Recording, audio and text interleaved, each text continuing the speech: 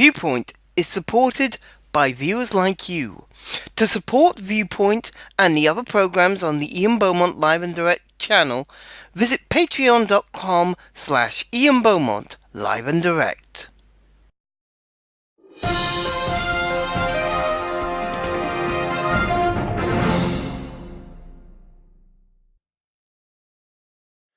From Ian Beaumont Live and Direct, this is Viewpoint. Good to be able to get this show back up and running again. I'm Ian Beaumont, good to be with you.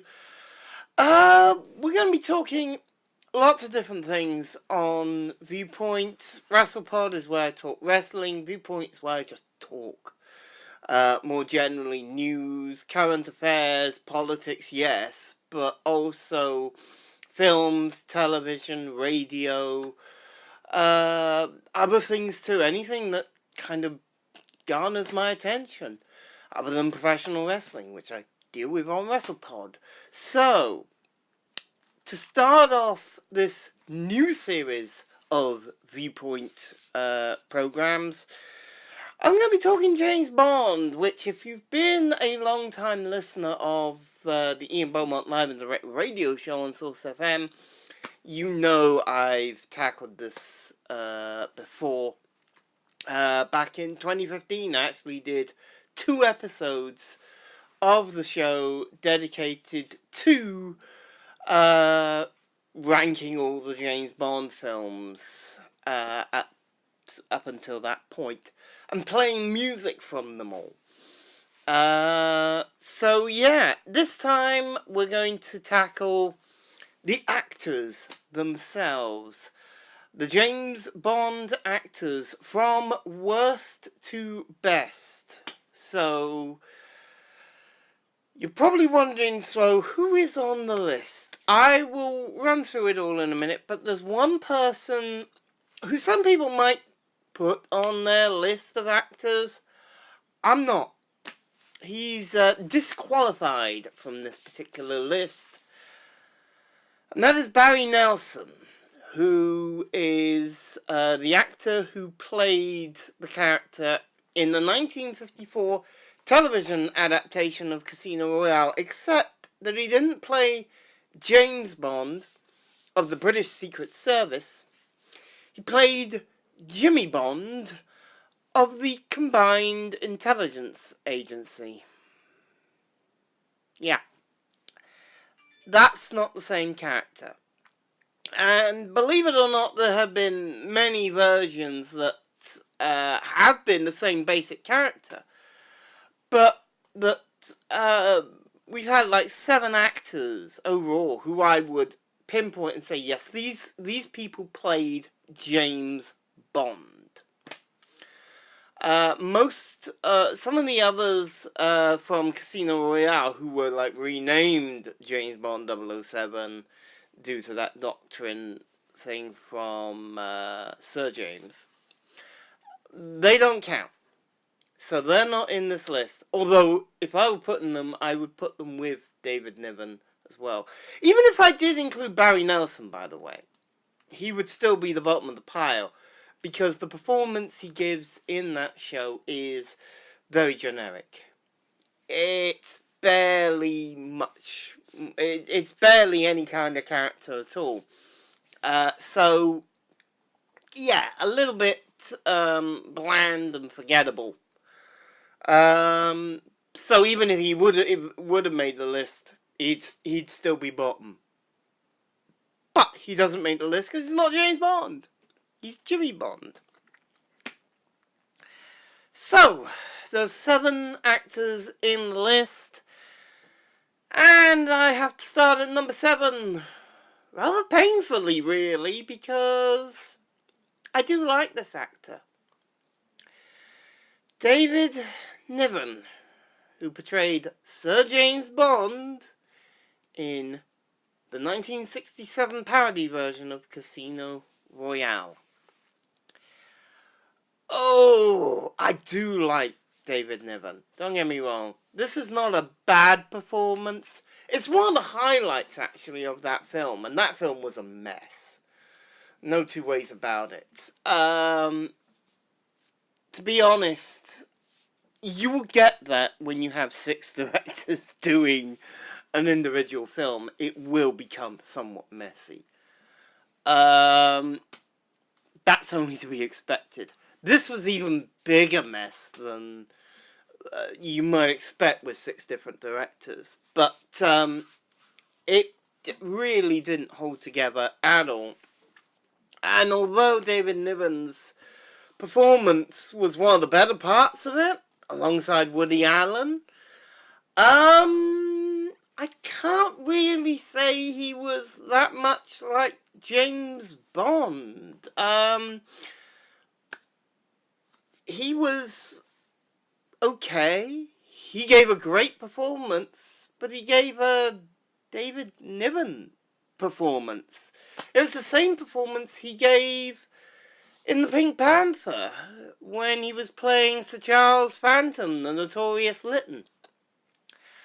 It's the same performance we've seen from him in a number of different films. And they're all just... David Niven plays David Niven. He doesn't really do anything else. So that's a great performance. You buy him as a person. But he's not really James Bond. And that hurts, because I actually do like what he did in that film, but when you look at the actors and how they were, James Bond in those roles, David Niven really has to come in the bottom of the pile, I'm afraid. Moving on up to number 6, we go to George Lazenby, who made just the one appearance on Her Majesty's Secret Service. And really here, I can't hate on him too much, because he could have been a great James Bond. He was a great James Bond, just not in a James Bond film. The time he was great as James Bond, he wasn't even officially called James Bond. He was just credited as JB. And that was in The Man from U.N.C.L.E. in the 15 Years Later affair. The return of The Man from U.N.C.L.E. the 15 Years Later affair in 1983. Great performance there. I really felt that he could have been... It showed he could have been so much better if that had not been like his first big role. So unfortunately, yeah, I kind of have to drop him down, because on Her Majesty's Secret Service, he's very, very wooden. There's about one scene that he does where he actually shows some genuine emotion. And that's the last scene of the film, with Diana Rigg's character, Contessa Teresa de Vicenza, Tracy, dead in his arms.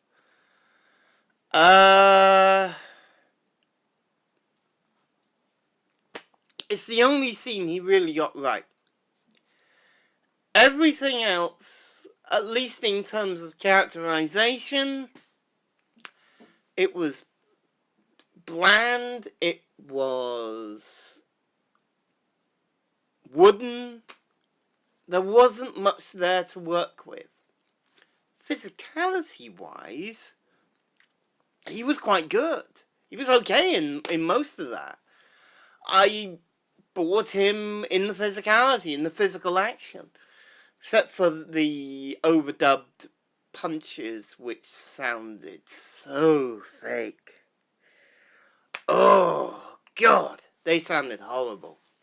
But no, in the physical action, he looked the part. It's just same characterization-wise, he didn't pull that off. And it's why, ultimately, he comes in at number 6. Okay, so as we get into the top 5, I have to stop and make a quick point here. Now, the last two, they're the only ones I kind of don't really care for that much in the role of James Bond. The rest of the top 5, I actually like them a hell of a lot more. And the difference between number 5 and number 1 is not a huge amount.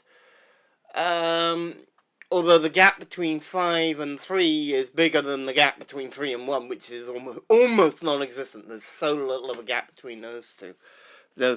But the jump up now from number 6 to number 5 is massive, and then the rest of the top 5, it was very difficult to pick between the top 3. The 4 and 5 were kind of close, but they've kind of settled where they are now. Mainly through the last 2 movies that we've had, Skyfall and Spectre. Which means that dropping in my list from originally number 4 down to number 5, Roger Moore, the late, great Roger Moore. And honestly, I feel bad putting him this low, but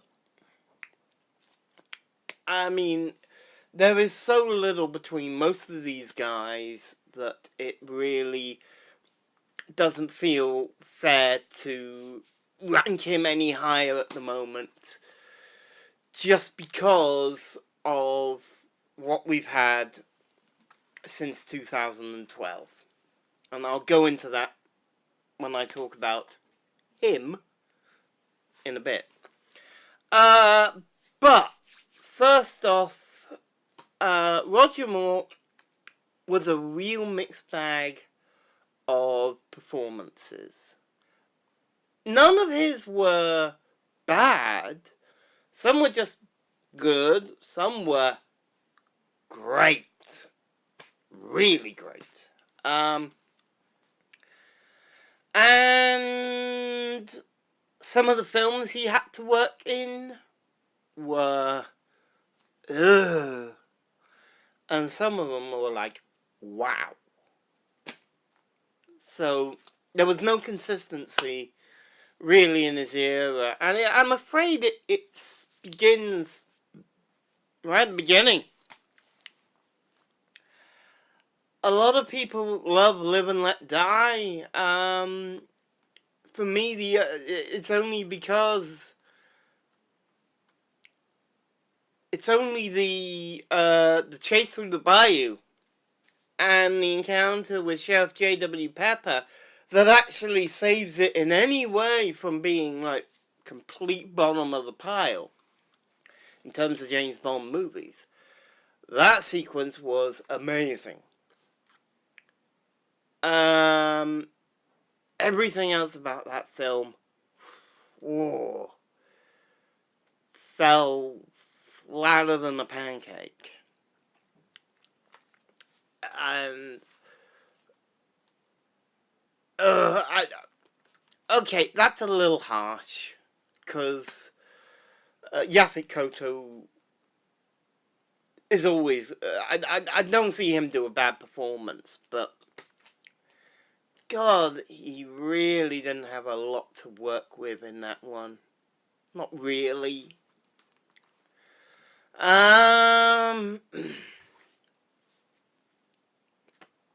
So I can't be too hard on him. One thing I will say is that yeah, Live and Let Die, really horrible. A lot of people have a lot of hate for Man with a Golden Gun. I don't. I quite like it.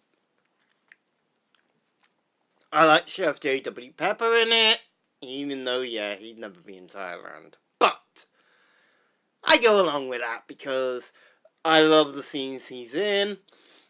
Christopher Lee is great. The chemistry between Roger Moore and Christopher Lee is brilliant.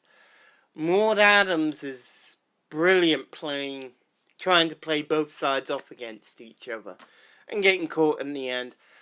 Nick Nack is great. So yeah, I like Man with a Golden Gun, but nowhere near as much as I like The Spy Who Loved Me. Oh my god. Best film of the Roger Moore era, without doubt, and his performance in that was absolutely perfect. He was comfortable, he got everything right. It really, really worked a treat. There's no two ways about it. Everything was perfect in that film. Then it all fell apart with Moonraker.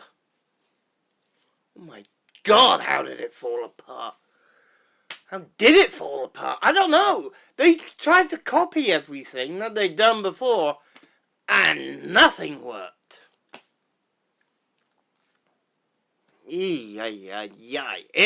That fell like hard. Like 10-ton weight hard. Good god. Yeah. Didn't like that. For Your Eyes Only, I think is, I would probably say his second best performance. Because he's out of his comfort zone, but he sells it beautifully. He really does. And he even admitted in interviews he didn't like the darker tone of For Your Eyes Only. But man, did he make it work. That's all you can ask from an actor, is make it work. And that's exactly what he did. Octopussy was back to his comfort zone. It's a damn good film. It's fun to watch. And then his last film, what can you say about A View to a Kill? I don't know, because it's hard to not look at it and think, God, that's weird. But it is. It's the weirdest film in the franchise. You know, even more so than Quantum of Solace, and that's got its own weirdnesses, but for far different reasons. Yeah. But overall, his performances just never got below good, and in things like The Spy Who Loved Me and For Your Eyes Only, shot way up. And there's no two ways about it. Roger Moore was brilliant in the role. But compared to all the others, I have to put him here just because the other four did it just that bit better. And that's not being unfair. So, yes, Roger Moore comes in at number 5. So moving up to number 4. And that's where we get to our cunt, James Bond, Daniel Craig. The reason he has moved up into the number 4 slot is really rather simple. His performances in Skyfall and Spectre. His performances were brilliant. Skyfall was a very much a return to form. Spectre, fell flat in a number of areas. It was perfectly watchable entertainment, but it just fell flat in so many ways, and I gotta say, I don't like the fact that, you know, there were so many issues in Spectre, because but also I think a lot of people overhyped Skyfall simply because it was released on the 50th anniversary. We just had, as well, at the same time, Bond appearing in the opening ceremony of the London 2012 Olympic Games. So yeah, very much Daniel Craig, I think, there was a bit of Bond fever around. And I didn't watch Skyfall at the time. I didn't actually watch it till about 3 years later. And having had that separation from the 50th anniversary shenanigans, I watched it and said, yeah, it's good, but it's not great. It's certainly not the best James Bond film ever. But, to be fair, those two performances by Daniel Craig in those films were excellent. Which is a long way from what he did in Casino Royale and Quantum of Solace. Oh, God. Especially Quantum of Solace. God, that performance was so one-note. So tunneled. You know, it was like you were examining just one small bit of the Bond character. And, unlike a lot of other people who felt that he'd earned that the name's Bond, James Bond line at the end of Casino Royale, no, I didn't feel he had at all. And as many people as were worried about the Bond franchise's future after Die Another Day, which, let's be honest, that's a bad film. I had more concerns after Quantum of Solace, because I was like, bloody hell, 3 god-awful films in a row. How on earth are the Bond team going to recover? Well, they did. They recovered well with Skyfall. Still not up to their best, but I really think that was a return to form. Just it's a shame that Spectre squandered a lot of that momentum. It wasn't a bad film. It certainly wasn't anywhere near as bad as Casino Royale or Quantum of Solace. Don't get me wrong. But I've got a lot of concerns, and I'm hoping that Bond 25, which Danny Boyle is going to be directing, is going to be a real step up again.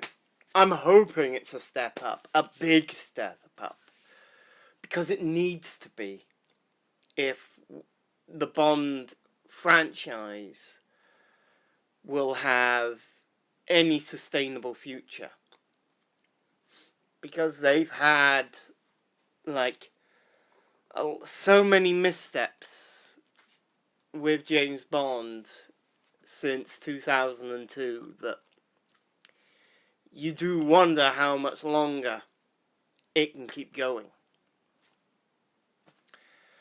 But yeah, based upon his performances in Skyfall and Spectre, which were amongst the best parts of those movies, I've got to put Daniel Craig at number 4, but because of what happened in Casino Royale and Quantum of Solace, I can't put him any higher than number 4.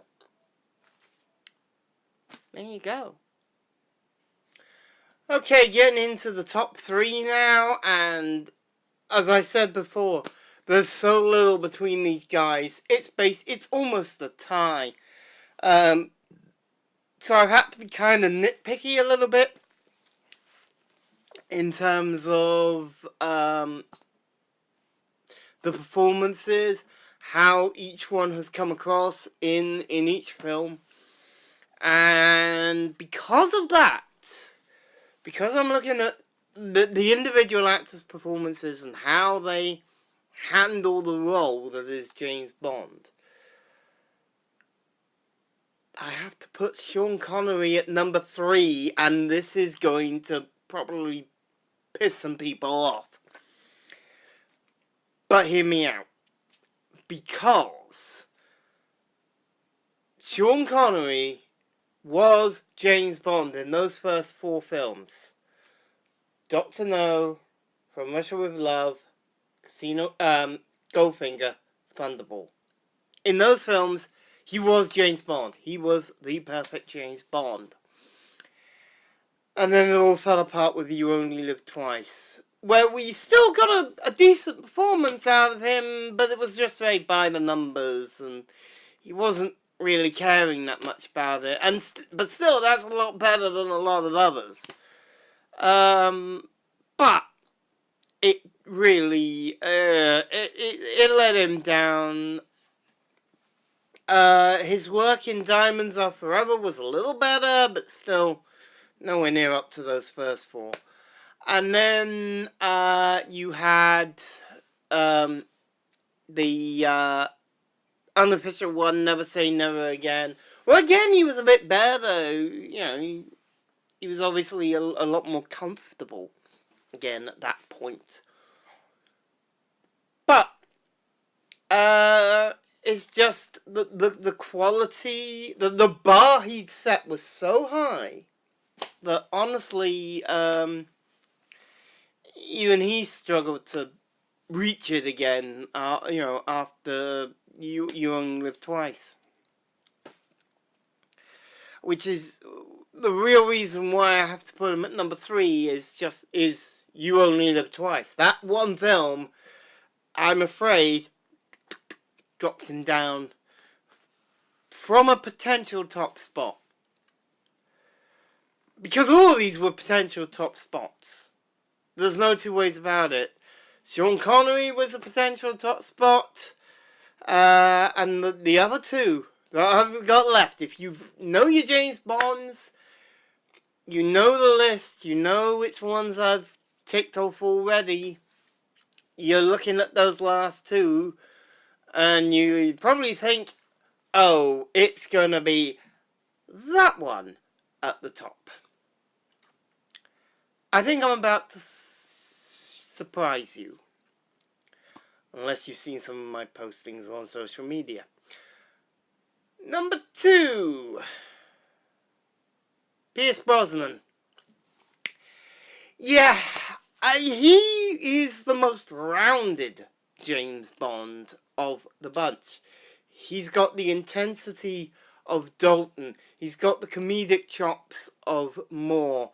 And the timing. He has got the earnestness and the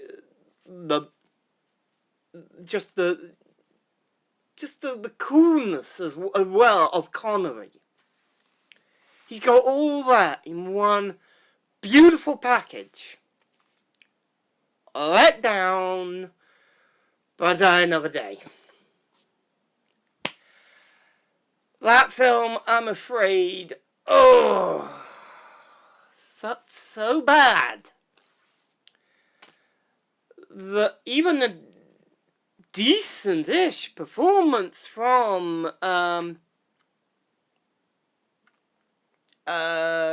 Brosnan wasn't enough, because he was so much better in GoldenEye. He was so much better in Tomorrow Never Dies. He was so much better in The World Is Not Enough. And he lost it basically on one film. On Die Another Day. Which is very hard, because I love Pierce Brosnan as James Bond. Up until before Die Another Day came out, he'd replaced my number 1 as number one.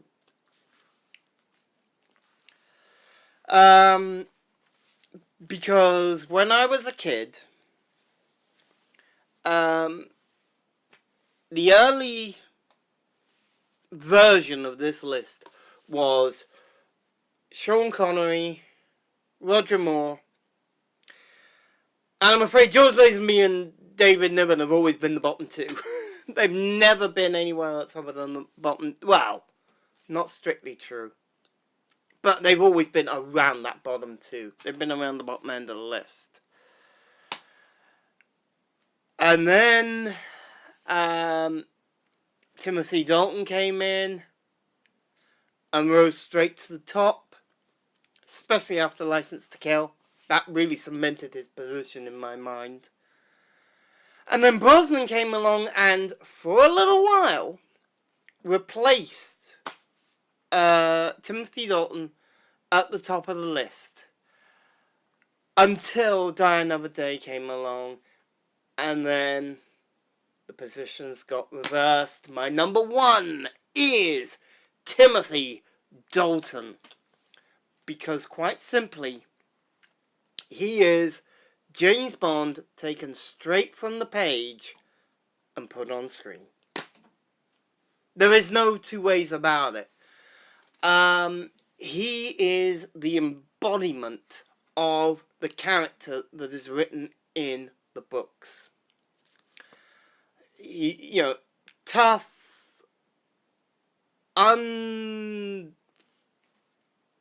he's not bothered by the silly little politics. It's like, to him, it's like almost irrelevant. He's more concerned about things other than the petty political stuff that goes on all around his work. Because his portrayal, as I say, literally, straight out of the book. And he even said that. He always went back to the books to find the character. And you can see in the films that's exactly what he'd done. He got on the books, he pulled the character straight out of the book and put it on screen. That was Timothy Dalton's performance.